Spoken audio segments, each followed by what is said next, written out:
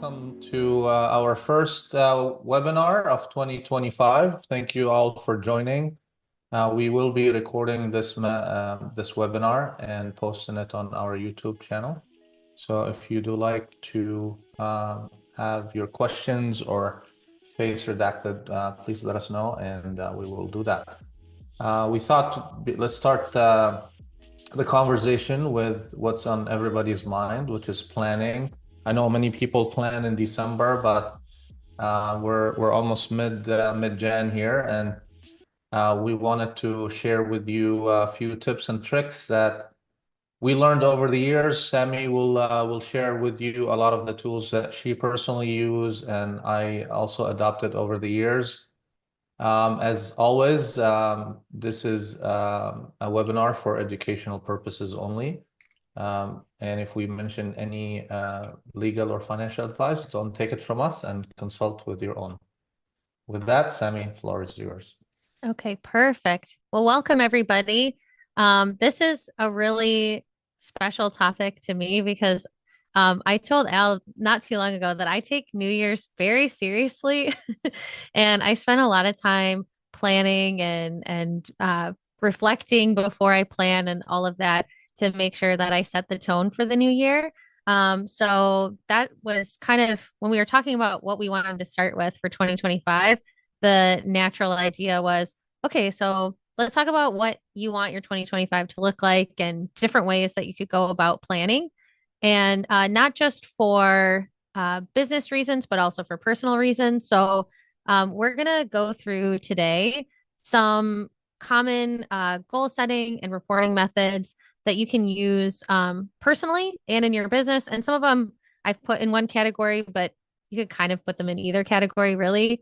I will say before I jump into these that this is meant to be completely interactive, fairly informal. Like I've got slides, but they're just visual aids. So if you've got questions, if you've got resources that you want to share in the chat, um, anything like that, like feel free to chime in at any time and try to keep an eye on. I've got the chat in front of me and the slides in front of me. And so I'll try to check for raised hands and questions. And feel free to just jump in if there's anything that, if something didn't work for you or, you want to kind of try a different approach, whatever, totally open to hearing your suggestions.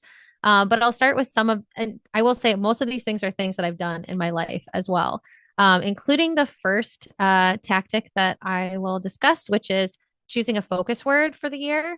So, a lot of people like I was at my family's house and my nephew was asking me, oh, I was telling him things I wanted to try to do. He's like, is that your New Year's resolution? And I said, well, I don't really set resolutions, but I do pick a word every year and I focus on that for the year. And I try to make it encompass the things that I want to try to achieve. So it's kind of like a theme or, whatever. So these are actually focus words that I picked in previous years. Every single one of these is a focus word that I picked in a year. Last year, my word was process. And I knew 2024 was going to be a year of doing a lot of stuff, but not necessarily seeing a lot of outcomes. And so instead of getting frustrated, like, but I haven't seen the fruits of my labor, I was like, okay, process. I'm going to focus on process. This is all, you know, this is all leading somewhere, but like also step back and enjoy the journey and enjoy the process of what you're doing. This year, I've got a big milestone coming up, trying to finish my thesis. So I made my word of the year restore because I don't think I need to be reminded to work hard. I think I need to be reminded to take breaks. So, I was like, okay, this is my year of restore. This is my year of like stepping back if I need to, resting. So that's been a very helpful exercise. I've been doing it for, I don't know, I think 12 years or something like that. Yeah, I would love to hear if you have a focus word for 2025 or if you've done this in the past, feel free to put that in the chat. I would love to hear different people's words. One of my favorites was cultivate. That was a personal favorite of mine. But yeah, so that's one method that I would definitely recommend. You could of course apply that to your business as well, but kind of a fun one. And then I tend to choose that word usually around October. I start thinking about what I want my word of the year to be. I kind of feel it out. And then what I'll do is, launch it in 2025 or, like January 1st of the year. And then I'll do this activity called Year Compass. I don't know if anybody has heard of Year Compass. If you have, like, put a note in the chat or react or something like that. But Year Compass is, oh, nice, synergy. I like that, Al. That's a good word.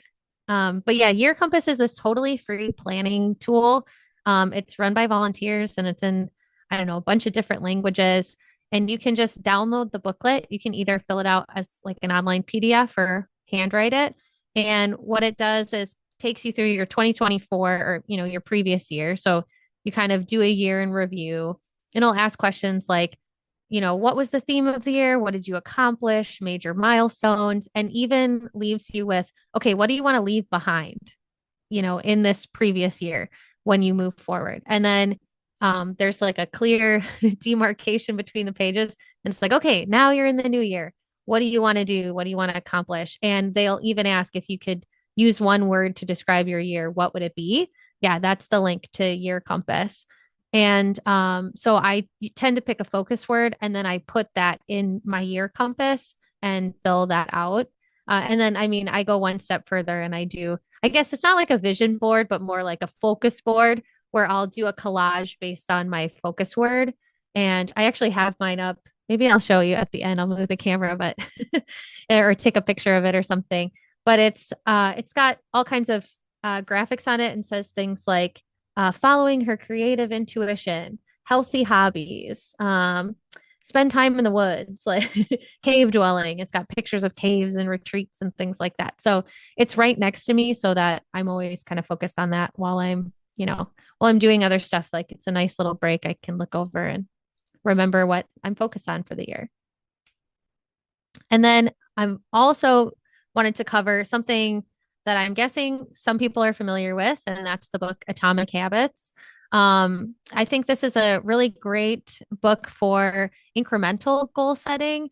Even if you haven't read Atomic Habits, I think a really easy concept to grasp in the book is just thinking about, what could you do today that's 1% better than the day before, and how that can have cumulative benefits. So, New Year's resolutions or goals for your business tend to be really lofty.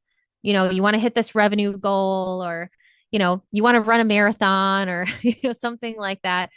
So instead of thinking about kind of that big thing that you want to do by the end of a quarter or a year, I like to think about, okay, well, how can I break that down into small steps? So I was kind of beating myself up in 2024 because I'm like, oh, I didn't read that many books. I only read like 23 books. And that I was shooting for 50. That was my goal. So I was like, but I did a lot of other stuff. It wasn't that big of a deal. But thinking about, I was like, okay, well, what's another way I could think about this? And so this year I'm like, well, what if I just said, I'm going to read 10 pages a day, and that's the goal, 10 pages of a book per day. And a lot of the times I'll sit down and I'll read more than 10 pages. But if it's like you tend to it's like all or nothing thinking. Like I'm going to read this many books. And then if you're behind, you're like, oh, well, I'm already behind. So there's no point and I'm not going to reach the goal anyway.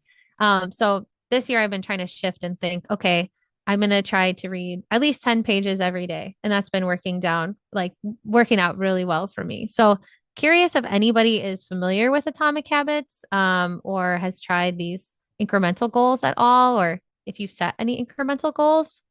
I actually read Atomic Habits again last year, and I've gotten into the habit of using technology to tracking my habits. So that was very helpful. I downloaded an app and I set very simple tasks that I want to accomplish at a certain time in my day. And that was kind of my focus. And I started tracking them daily. So if I hit my reading before 7 a.m., then I accomplished the goal. If I missed the 7 a.m., then I didn't accomplish the goal and just started to track it and started to see like where things start to shift. Where's my prayers and meditation and then the reading and everything is time blocked, but the tracker gives you like a chart of like hits and misses. So it gives you a very quick visual. And then you can go sophisticated of reminders and things like that. But keeping it very simple and almost stupid. And then within, I don't know if this is scientific or not, but they say if you stick to a habit for 30 to 40 days, then it becomes a habit. Mm-hmm. And if you want to build it in your routine, and mine took 2 to 3 weeks with the help of technology, and then now it became an amazing thing because I don't think about it. It's subconscious now. Yeah.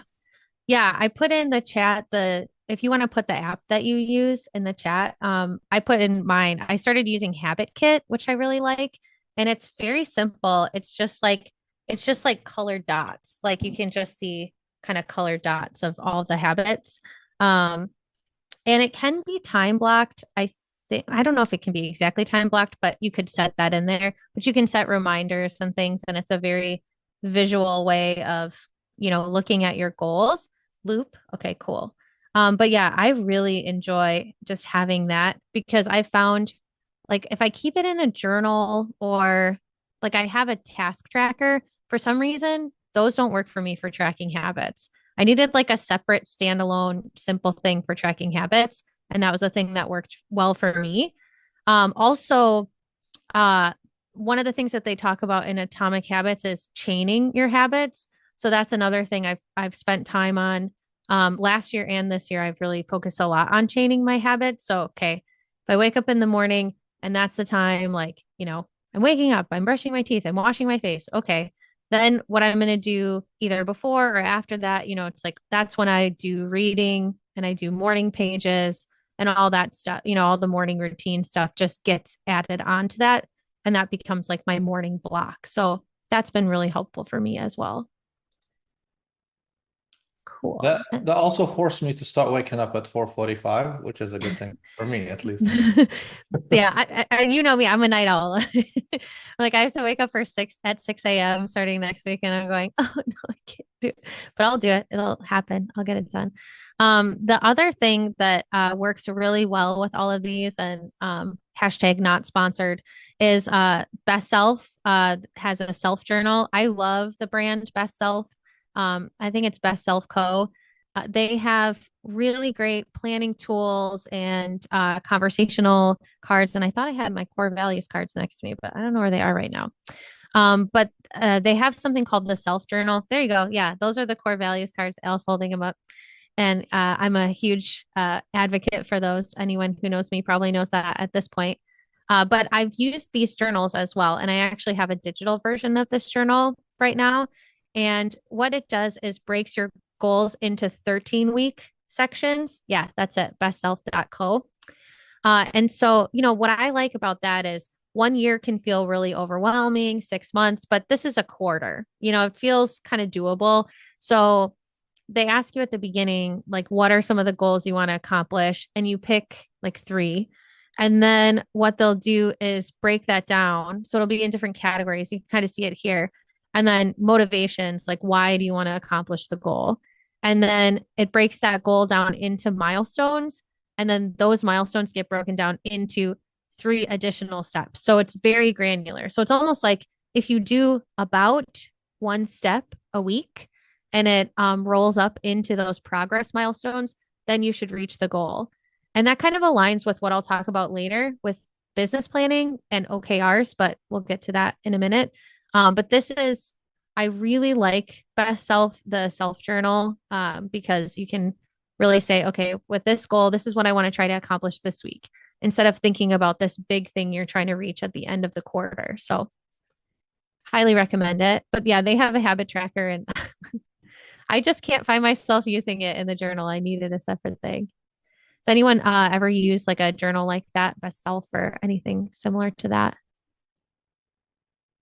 Any other like personal resources that you like using when you're planning your year? Tools, recommendations?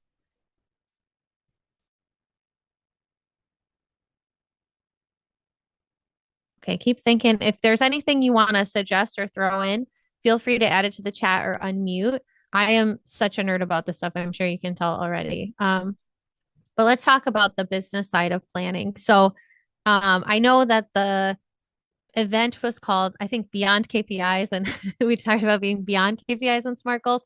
But I do want to talk about the role that SMART goals and KPIs can play in planning for business, or, you can use these for personal planning as well. But if you're unfamiliar with SMART goals, I feel like most people have heard of them. And sometimes different people use different letters for each one, but I think these are the ones that are the most impactful. So I like, SMART goals are specific, measurable, attainable, relevant, and time bound. Um, and really, what I think about when it comes to these is like with specific, how do you want to reach this goal? So we could use an example of like my goal is to get more clients. So if you're being more specific, it's like, okay, well, where do you want to find these clients, right? So it could be at networking events, through organic marketing, through paid advertising, building referral relationships. There's all different methods where you can get new clients. And then when you think about, measurable, I don't like, I feel like I've worked with so many clients where they'll be like, oh, what do you want to do? And they'll go, make more money. And you're like, okay, well, how much and why? And how are you going to get there?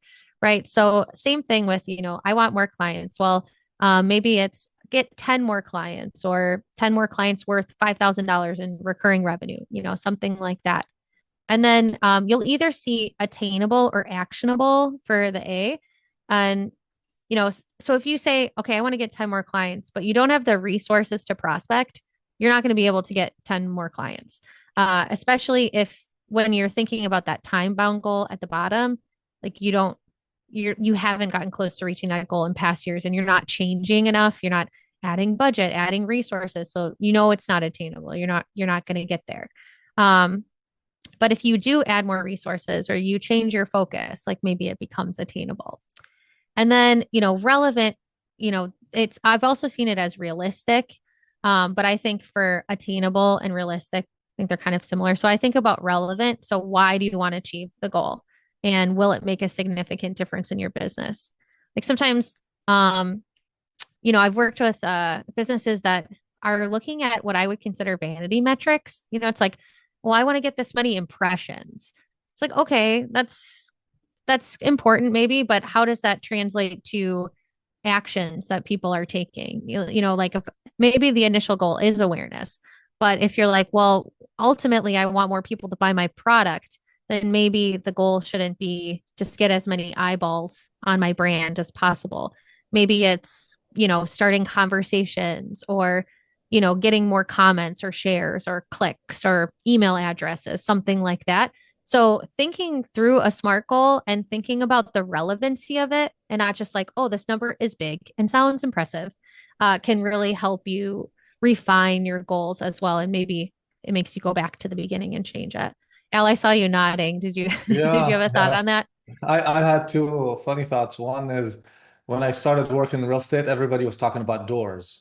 Yeah. I have 2,000 doors, I have 5,000 doors, I have 20,000 doors. And the second one is followers. I have these many followers, and follower became its own goal, and everybody's hacking the social media space to get more followers. So I thought those can be goals that take you in the wrong direction. Yeah. It's interesting because like when I worked at an ad agency of about 200 people and we had some, larger brands, and these were brands that had decided this was like 2010, 2011. So this was when brands started going, oh, maybe we can make money on social media somehow. This was kind of the early days of like Facebook pages and things like that. That was really kind of a new concept. And so we were trying to figure it out for these clients and like post things on there. And, they cared a lot about follower counts because, this was when engagement was kind of, I don't know, it was more equally spread out. So it was distributed more evenly, I guess is what I'm trying to say. So if you were a brand and you were on social media and you were posting, you'd get kind of equal airtime on someone's feed as their friends or whatever, if they followed your page. So you could get a decent amount of engagement. And so, we had like retail businesses and things like that that would post and they'd get a lot of engagement. And then it was like around 2015, everything fell off a cliff. And they were like, if you're not paying to be seen, you're not going to get seen at all, and it's like maybe you'll have a few loyal fans. And there were some brands that I worked with that had like a very loyal fan base that kept it going and they really liked commenting and engaging, so they stayed strong. But a lot of companies I worked with, it was just kind of like it just plummeted. And then it really showed us like, okay, that didn't translate into revenue and it didn't keep going, so then we had to change gears. And these impressive follower accounts now look kind of sad because they have like 2 million followers and two people will like their post and there's no revenue tied to it. So, it's interesting. And sometimes the goalposts change, like based on functionality changing. So it's always good to revisit these every year, thinking about, well, how did things perform? Did an algorithm change? Like, and maybe we're not getting the same benefit we saw last year. So I always like to think about that when I'm looking at this stuff as well. Um, and then of course, time bound, thinking about when you want to achieve the goal. So maybe it's, I get the complete goal could look like get 10 clients worth $5,000 in recurring revenue by the end of Q1 with a combination of paid advertising and building referral relationships. Like that's what a complete goal would look like to me when you're building it as smart. So I'm not opposed to smart goals or anything like that. But yeah, I just wanted to talk about other ways we could look at it. Yeah. I think what SMART does is set you up for the year and maybe divide it by a quarter is a good healthy habit. There's the element of having that also visible in front of you the whole year is important. So normally I would write it down on my whiteboard in a corner that is not, and it's not like erasable. And even my daughter Yafa knows like that section she cannot erase. Whatever she wants to do art on the No whiteboard. doodling over there. That section is going to be hard to erase next year. Um, Secondly is rely on a lot of these big goals. Make sure they're more physically written and not digitally hidden. We have a tendency to, oh, yeah, I have a digital tool and I have used it, and here's are the goals, and they're in Excel or they're in my Word document. It's somewhere in a folder under this or that. Then it's not visible to you. So I would say this SMART is a foundation, and especially with time bound, because I feel like all of the newer methodologies kind of picked on that and broke it down by time. So time bound is the most important one. Yeah, for sure. Great. Yeah, so I wanted to talk about as well, like KPIs and how they tie into SMART goals, and then we'll kind of get into the stuff that maybe you haven't heard of as much. But and maybe this is new to you as well, which is great. But we tend to use like we start the year planning with SMART goals and KPIs. And so using the goals to decide on key performance indicators, I think is really important.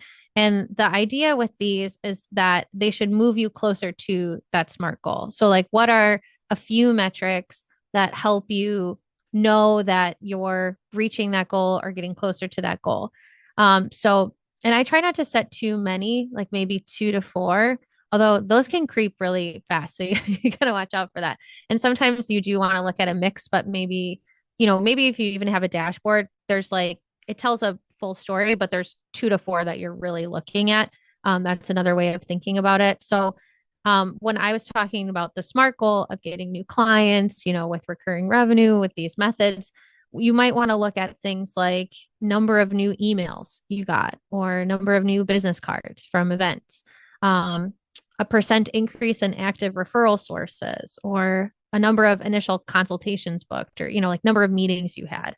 So those are some of the ways that you could look at, okay, well, if these things are happening, then I am getting closer to reaching that SMART goal that I set.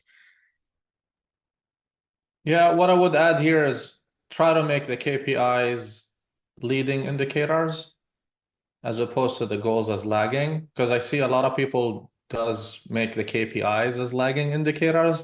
I'm like, what are you going to measure while things are ongoing if everything is lagging. Because, you can be lagging on a monthly basis. That's still too late. You just wasted the whole month.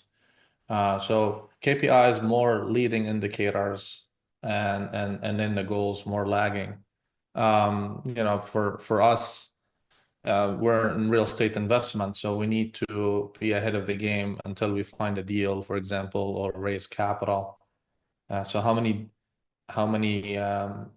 deals are we looking at on a weekly basis? How many broker connections are we making? How many partner calls are we making as well? So those are KPIs that will lead into getting a deal. But if you're not disciplined in finding those deals actively, then you may easily look at 100 deal to get five, and Mm-hmm. then from the five get one. And so if the goal was to get 4 deals a year, the big goal, then you need to be looking at those KPIs and how they translate into that big goal. Yeah, I totally agree. It just you just made me think of when I worked in an accounting firm and I worked in, 4 different business lines and different partners had different priorities and all of that. And they all had different methods for gaining new clients. Like some were more apt to do referrals and networking events and kind of word of mouth, and some were working more within digital marketing and all of that. And I had one partner come to me and say, and he was working from an Excel sheet, and he's like, Sammy, I'm trying to figure out how we get in this number of clients, but this, I don't know. I don't know if I like the look of this number. And it was like I'd have to talk to like 800 new people this year in order to, get the number of clients I wanted. And I was like, that sounds like a lot. Like it was like me and my whole team. It was like 6,000 people we'd have to talk to in order to reach this number. And I went, okay, are you thinking about all the sources that we can use at our disposal to get these new clients in? Or are you just thinking, get on the phone and make a call? And he's like, I'm just thinking about getting on the phone and making a call. And I was like, okay, so if we think about it this way, like we have this much traffic coming in now from the website, like we had been increasing our organic traffic, we were getting emails, we were getting that, I'm like, or you go to a big event and you get this many business cards, or you do, I'm like, then that kind of chips away at the number and makes it look more manageable. And he went, oh, yeah, okay, that's not so bad. So maybe we only have to talk to like a couple hundred people. I'm like, maybe we can make the number even smaller so it's even more manageable because you got Yeah. a lot of stuff you got to do in a day. I mean, at the end of the day, it's prioritization and focus. And Yeah. setting the goal is to have your eyes on the prize and to stay focused. And I've seen, especially engineers, oh my God, they'll have 5 to 6 goals. I'm an engineer, by the way, so disclaimer. Uh, 5 to 6 goals, and each goal is broken into 4 KPIs. So you now have 20 KPIs, and they're supposed to be key performance Mm-hmm. indicators. So you start tracking 20 and get lost in the noise of tracking data as opposed to actually tracking what matters, which is why it's the less the better, and the more leading they are, and the relationship between the KPI and the goal is what matters, not the fact that you're tracking and you're hitting these artificial milestones. Yeah. I mean, thank you for leading right into my next point. That was perfect. If I can get this to go, which I can't for some reason, there we go. So the other thing to think about is the flywheel model. So I like to think about KPIs alongside a flywheel model. So this is based on a HubSpot concept. So the idea is like, how do you reduce friction and increase speed in the flywheel so that you build momentum? But also, like, you can't put too much in there, like I was saying, because then that'll also, junk up the works. It'll slow it down. So what do you do to keep it moving in a consistent pace and build momentum over time?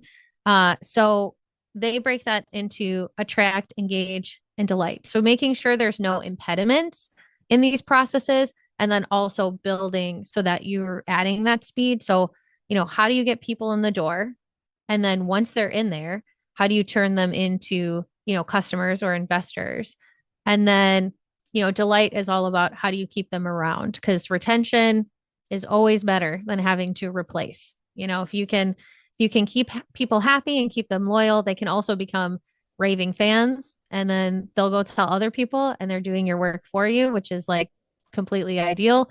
And that's like the name of the game in investing. And when I worked in accounting, same thing. It was like if we had a client that loved what we did, then we just we'd add an incentive and keep them, make sure we're top of mind. And we'd say, okay, if you refer us, we'll give you this incentive. And with regular clients, we would do things like annual gifts and all of that. Or, hey, I know you like golf. Do you want to be our plus one for this golf outing? Things like that. So, Yeah. you know, yeah, go ahead.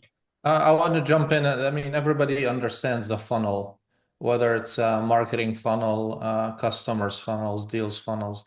And the problem with the funnel is how wide or narrow it gets. And that's why I love the flywheel concept. And HubSpot, by the way, is a CRM that we use. Um, you can have a very wide funnel and you're attracting a lot of leads and they're all feel transactional, meaning one-time relationship. You're not really building those. Maybe you're skipping engaging and you're jumping into delight because it's just the funnel is so steep. And so you may be generating a lot of leads, but you're not making traction, is the whole idea here. Or you might have a very steep funnel and you're moving people too fast. Maybe you're skipping steps in that relationship. Maybe you're not doing due diligence on the deals fast, the way you should be. So that's why I like the flywheel. It kind of gives you the perspective of how wide or narrow should the funnel be, and that you're focused equally into the whatever stages of that funnel look like, because you may be doing one thing way more than you should. And Mhm.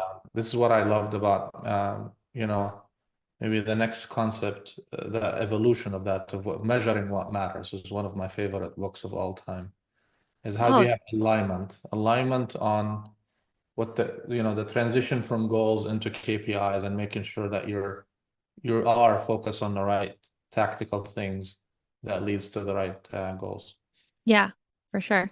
It's so weird that you brought up that book, but we'll find out in a minute why that's so weird. But yeah, I really like, I mean, I think there's a time and a place for the funnel. And, I've been in marketing and advertising stuff for a long time. So I've seen like all kinds of models come through. But one thing I really liked hearing, and I wish I remember the name of the business development firm that talked about this at a conference I went to, but they were like, if you have C and D clients coming into your funnel, as prospects, they're going to come out the other side as that. And then you've got to deal with them, you know? And so also thinking about quality over quantity, I think is another reason the flywheel is nice. Like you were saying, is it's not so much about the volume. It's more about, okay, taking them from step to step and the care that you're putting in to do that. And I mean, not to, um, talk HubSpot up like all so much. But I mean, I've been working with HubSpot since, I mean, I don't know, a long time, for about 10 years or so. And I've really seen them evolve. And I will say, you can tell they use this model internally. Like they spend a lot of time trying to delight people and keep them around. And they've got a really good, like sales process and all of that and onboarding. So it's nice to be on the side of user and see what they're doing and then go implement that on the things we're doing is kind of fun. Yeah, I mean, in the analogy of sports, there's teams who only, does well in playoffs. They know how to preserve their energy, distribute their, to have the players, the right players for the right games, and have that consistency versus the teams that maybe are going to do great in the season and crash in the playoffs. It's kind of the similar concept. Yeah, for sure. But yeah, so measure what matters. What Al just brought up ties to my next point, which is hopefully a new concept for some folks, and that is OKRs. So we were in a course called The Heart of Design. Yes. And one of the things that Peter Gould, who led the group, brought up was this book, Measure What Matters. And I'm like, oh, I'm getting that book. I'm gonna give it a read. And after that, I developed some OKRs for the year because I was like, these are So cool. It's such a cool idea. So really this is like going one step beyond SMART goals and KPIs, in my opinion. I don't think it's bad to work on both as well, but I think this really helps you reach a point. This kind of aligns with what I was talking about with the self journal, where you're working on a 13-week goal and you're like, here's my big goal, and here's the three things that I'm going to do to get there, and then kind of break those down in steps. This allows you to think in a similar way. So it's one objective, and then it's accompanied by three quantifiable key results. And the idea is for this big objective, if you do the three key results and you accomplish those, you will have reached your objective. So it's very cut and dry in that way, but it's also it does allow for a certain level of flexibility. So there are three types of OKRs that are covered in the book. One is aspirational. So that's meant to be a stretch goal. So it's like, okay, if we reach this OKR, that would be great. But even if we fall a little short, it's still the progress towards the goal that is most important. So I think it was in the book, Google tends to do stretch goals, aspirational goals. So it's like if you reach the whole thing, it's like 1.0. But if you get like 70% of the way there, if you get a point 0.7 to a point 0.1, that's still success. So they'll design their OKRs to say, okay, as long as we've made it basically 70% of the way, that's good enough. I remember when Grant Cardone wasn't so famous, he was doing a lot of sales training. And there was this fever in one of the corporates that I was working on. It's like, we're going to 10x everything. Yeah. 10x our goal. Our stretch goals are just going to be so outrageous. And everybody is going to be inspired and aspiring to these mega goals. But at one point, it became ridiculous because like everybody was like, it's like everybody's going to do 10x, 10x, 10x everything. And you started seeing the tensions between the different departments. Everybody is trying to grow, and there was no alignment of what each department was trying to do. And so 10x for one department was different than 10x for another department. And the stretch was just so far. It's good to talk about 10x maybe from a sales point of view and maybe from a motivational point of view. But like when you talk about operations and you're talking about product development and things that are really structured, and yeah, you can have a stretch goal, but like you need to just stay in budget and on time. It became an unnecessary tension. So I Yeah. love the fact that they're doing 0.7 to 1. And then we used to tie the bonus to that too. Say, okay, if you hit 0.7 to 1, you accomplish the goal because 0.7 was like the bare minimum. 1 was the stretch goal, and anything above that is a bonus. So kind of how we structured the bonus structure to it. Yeah. Yeah, it's like you keep it within an attainable range. And even the stretch you could potentially reach it. The goal is that you reach the stretch, but it gives you a little bit of grace and it's like things happen. You can experience unexpected things to come up and it's not like it's just a wash and the year didn't go the way you wanted it, the quarter didn't go the way you wanted it. Generally, OKRs are like on a quarterly basis, which is also nice. And then the other, well, there's two more types. One is committed. So this is like the less gracious, you met it or you didn't meet it. Like, here's the goal. I would say, I mean, Al, tell me what you think. I would say this comes into play when you're dealing with things that are more predictable, where you've seen a track record and it's like, no, we should be expected to hit or surpass this. Yeah, I agree. I mean, these are like deals. Mm-hmm. I have X deals this year. Those are non-negotiables. Like those are going to be tied to so many other things. It's going to be tied first to the dollars, top and bottom line, and then all the results that are associated with that. But how you attain those deals? Are you looking at um, um, on-market deals, off-market deals, referral deals? Are you going to partner with others that they already have deals? So you may say, you know what, I wanted to have the 4 deals, but they're not the quality that I wanted. And so I'm okay with an on-market deal, even though an off-market deal is a sweeter deal. But as long as I wanted to hit those 3 deals, because that's how I'm aligning my entire resources around. Yeah, for sure. And then there's one more type of OKR, and that's more for if you really aren't sure how things are going to work out, but you want to set some intention there. And those are learning goals. So this is when you're experimenting and going, okay, maybe it's a new category or a new, a new initiative, something like that. And you want to state something, but you don't have any industry benchmarks. You don't have your own benchmarks. This is where a learning goal can really come in handy. But no matter what, the OKRs should be trackable.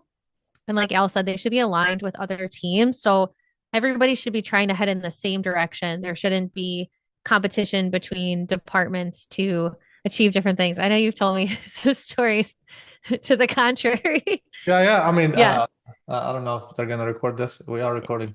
But at GE, at one point, this is post Jack Welch time.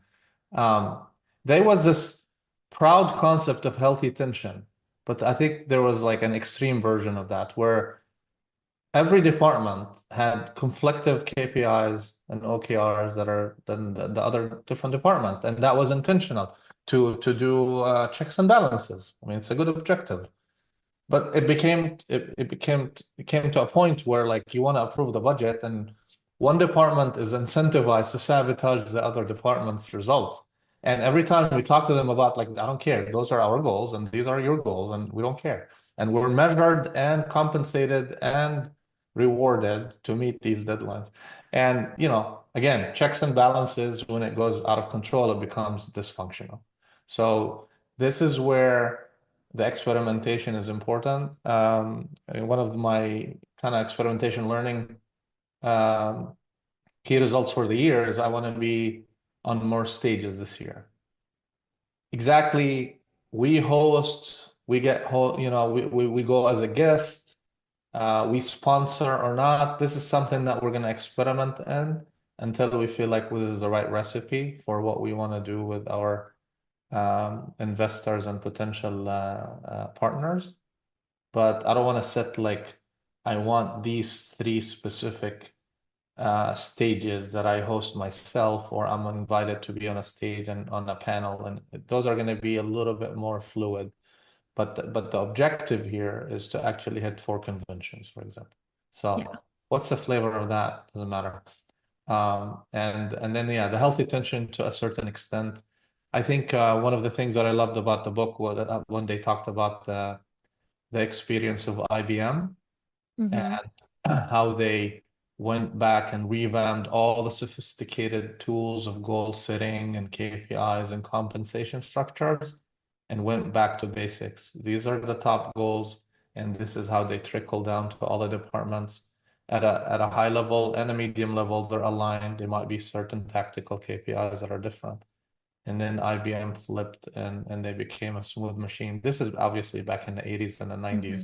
It's a little bit dated, but it was a perfect example of how they drove focus in a multi-tiered, hundreds of thousands. I think at that point it was tens of thousands of employees. So Yeah. Yeah. Yeah, I like that example too. And yeah, I mean, not only should the OKRs be aligned, the other thing to think about is they're visible. So, you know, everyone should be able to access these OKRs and see them for accountability and collaboration. So both reasons, it's important. So I actually, yeah, I picked a couple OKRs and I sent them to Elle and I'm like, okay, we got to get everyone on the team to pick some and we got to find a place to put them. And I got real excited about it. So we're working on that right now. But another oh, go thing ahead. we've done, there was this book that was we almost mandated when we did one of our business transformation projects on all of our project managers and the actual contributors. It's called The 4 Disciplines of Execution.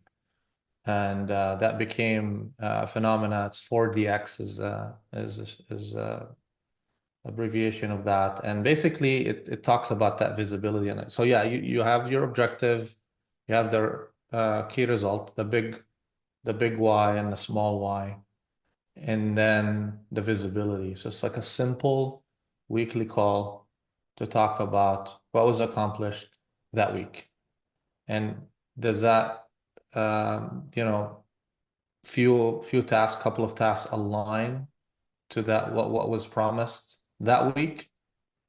And that will just keep everybody informed. It's kind of like the same concept when you do software development with a stand-up meeting on a daily basis, but more on the operation side. And it was beautiful because everybody was like, okay, we're spending 15 minutes. We're going to talk about what was happening last week and what's happening next week. And everybody understand this is why we're doing this, because it ties to that bigger thing that we're going to measure at the end of the month. So it was just smooth sailing from there. Nice. Yeah, I wanted to add one quote, surprisingly from Bono, who also has a story in Measure What Matters. But I did like the concept of failing is not a fireable offense as well. So these are designed to be, things that you're using to evaluate, what you want to accomplish, but also working on creating a safe environment to like discuss what's working, what's not working, and what needs to change. I think is another nice component of OKRs. And keep it weekly. That's my advice. Hmm. Keep it weekly because if you fail within a week, it's not a big deal. There's 51 You can more pivot. Yeah. and pivot and you can get a lot of help from the teams who are seeing you presenting that specific goal that you wanted to accomplish that week. So there's a lot of lending hands. There's a lot of suggestions. There's a lot of let me take care of that for you, or let me show you another way. And you only invested or wasted a week, so it's not a big deal. Yeah. Well, yeah. And if you're communicating regularly and they are visible, then it shouldn't be one of those things where it sneaks up on you and you go, oh, for some reason we didn't meet the goal, right? Because you're in regular Oh communication yeah, about our it. account receivable isn't doing well. Well, that's too late. That's like 6 weeks late. Yeah. Yeah. It's like you should have those like early signals using things like that. But I did want to kind of go a step beyond this, see where I'm going. I'm just pulling you there bit by bit to talk about IKRs, which is an alternative way to think about OKRs. You could use them together as well. This was a concept we learned in the Heart of Design class that we took. So this is instead of like objectives and key results, this is really like intentions and key results. So not just thinking about what you want to accomplish, but also spending time thinking about why you want to reach a certain goal, I think is a nice reframe. So similar to the relevance and the SMART goal and thinking about, well, why do I want to reach this thing? This is kind of a bigger question than that because it's not just looking at one specific goal, but it's like, why am I doing this with my business? It's starting to get more at the heart of the things that you want to do. Um, and yeah, this can be something that can tie into a larger concept of creating a heart-centered setup for your business when you're kind of doing bigger planning. And Al, do you want to talk about that a little bit more? I mean, I think this is very relevant when it comes to design. It's like, why are we doing this? There's this nice article the other day I read that, Steve Jobs wouldn't be happy with Apple altogether if they saw how many buttons they added to the iPhone. And my son just got the new phone, and there's a whole button just for the camera. And so there's a lot of things that happen sometimes because of customer demand, because of here's what the industry is dictating. But like, are we pausing? As an organization, these may not be your department or personal goals, but as an organization, is this goal really important and why we're doing it? Is it because the industry said so, or we've been using it for a while and that's what we're used to? So what's the intention behind it? I think it's interesting when it comes to design. It's interesting when it comes to customer service and investors relations. Hmm. And you don't have to send 20,000 emails to meet the objective and bother, care about the experience and seeking feedback and understanding is it doing what it was intended to do to begin with. Yeah. Yeah, I like what you said. I mean, it made me think of, I've worked with companies where they're like, well, this is how everybody else does it, right? So we have to do it this way. And I've gone, well, I mean, do you want to look like everybody else? Do you want to do what everyone else is doing? Sometimes an industry standard is great because it is a good way to do things. It is effective. But also, I think it's important to think about how you want to differentiate yourself and how goal setting can help you figure out tactics that you can use to differentiate yourself and achieve your goals. Don't do this with SEC. Don't do this with Right. accounting. But Stay anything else? compliant. Yeah. Yeah, this is like, well, I'll have people say, well, everybody puts, this here or has this information here, or, like everybody markets this way, or yeah, everybody sends 5 emails a day. Like, well, do you want to? Like, I remember when I worked as a temporary bookseller at Half Price Books. And one of the things had to try to do is get them to sign up for our newsletter. And I would say, oh, do you want to sign up for a newsletter? We send out coupons, all that stuff. And I said, we send one email a week. And I had so many customers go, only one email a week? Oh, that's no big deal, And that was a data point I kept in my head. And I'm like, okay, so that's outside of the norm. For retail, people don't expect to get only one email a week. And they are not bothered by that. And they're more than happy to give up their email. So it's like, if Half Price Books looked at what other booksellers did, what other retailers did, and sent more than one email a week, they'd just be doing what everybody else did. But I know I was able to sign up way more people because I'd say we send one email a week and they go, oh, that's no sweat. And like they always include like a coupon or something valuable. And they're like, yes, I want that. So yeah, I always think about that. I'm like one email a week, not bothersome to most people. 4 disciplines of execution. Nice. Thank you for sharing that book. So now we're going to go fully into the heart for the end. And we're going to talk about values-based goals. So again, Al's got those core values cards sitting by him. Yeah, and the Heart of Design book is coming out. And so one of the things I want to talk about is one way you could think about your goals is tying them to the values of your business. And maybe you already have stated values or you've got personal, core values you like to abide by. One of the exercises I go through a lot is this core values exercise. And I did it personally a few years ago. And it's just like coming up with 3 core values that you can tie to your personal life, to your business life, all that good stuff. So it's really just kind of reframing your goals based on those values, but also that serves as a check to go, okay, we have this stated as a value on our website or, within our company documentation, but are we actually working towards it or living into it?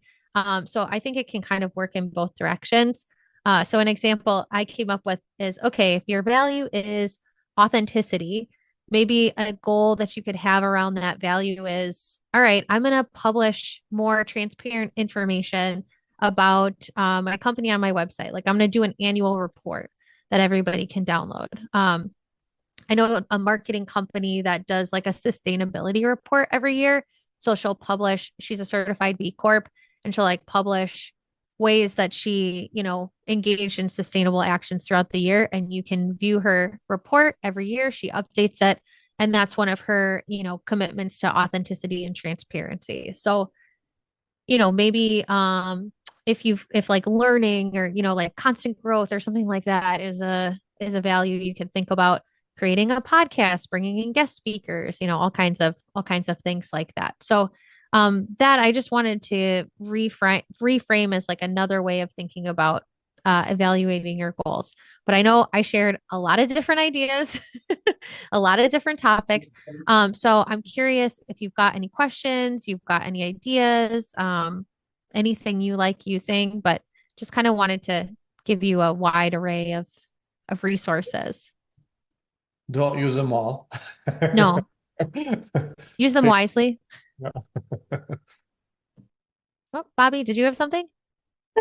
I kind of accidentally. Sorry, I've been moving around. I've been trying to do my my goals and actually going to the gym. So you guys Nice. accompanied You guys accompanied me to the gym, so thank you That's guys. perfect. I love that. Way to But go. Al, it's been a bit, so I just wanted to Yeah, say hey Bobby, hello. I good to saw see your you, bud. email, and I'm Doing jazzed. good. Thanks for But thank you joining. guys so much for adding value. This is in true Latin fashion. I'm a couple weeks late for my annual goals. See, I like to remind people it's never too late. You get to Yeah, mid-January and you think, oh, I missed the boat. But think about those incremental steps, right? You're never but too late. oh no, I'm super psyched. But I'm transitioning out of my W-2 and more full time into multifamily investing. So it's a lot's going a lot's going on, but this is very useful, and really appreciate you guys. So thanks for putting it out. Nice. Perfect timing. Congrats, Excellent. bud. Congrats. Yeah, very I cool. know, it's a little nervous, but I'll see you at Raise Fest and at Best Ever, Sounds good. Sounds either good. on the stage or in the crowd. See you, man. Thanks. See you. Thank Thanks, you guys. Bobby. Thank you. Thanks for the nice words, Wes. Maybe we shared a lot of things that you can do. What about things that you shouldn't do? Hmm. Things that you shouldn't do.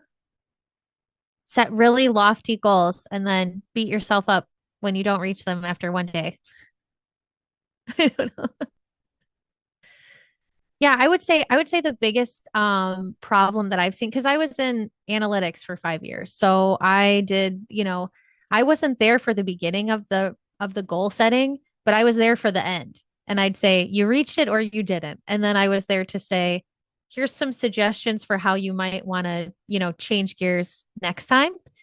And so I would say the biggest problem that I've seen is just that misalignment happening where businesses will be like, well, we want to do this, especially if they're really segmented, that can happen, where it's like, well, you know, leadership said this, so we have to try to accomplish this, and it isn't aligned. So that's where I think OKRs can really help because it's like if it doesn't make sense in this team and this team and they don't all abide by one another, then you're not going to reach the goal. It just makes it easier to see. So I would say that's the biggest problem that I've seen historically. Yeah, I mean, I came from software development a good portion of my career, and the biggest thing was how can you continue to reprioritize without missing the goals? Because there's one extreme, which is like, here are the goals, and if we miss them, we suck. And this extra tension and competition and backstabbing, whatever happens to say, hey, it wasn't my fault, it's your fault, finger pointing, that kind of stuff.